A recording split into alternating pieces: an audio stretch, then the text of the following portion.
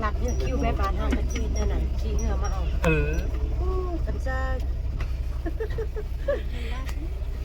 ลำบากเนาะลำบากเนาะนะเดี๋ยวให้จอดเราคิวให้จอดนี่เลยเริ่มถือแล้วตอนนั้นมาซึ่งไมกิโลอยู่นี่แหละพอแพงคือตายหาทอกับบักแอก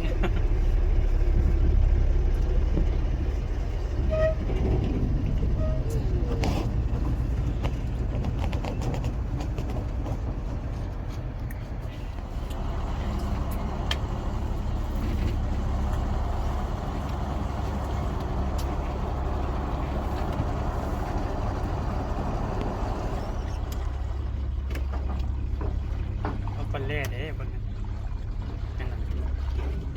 มันมั่วไปเลย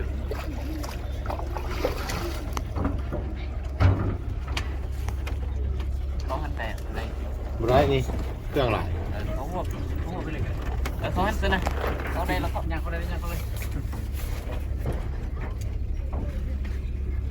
ทีนี้มันฟังมันลุกแล้วเนาะยอดหยาบเครื่องไว้พวกก็ได้ป่ะเครื่องไว้พวกก็ได้ป่ะมันมั่วก็ได้หนวดถึงเกาะน่ะมันเข้ามาเข้าแล้วนี่เนาะ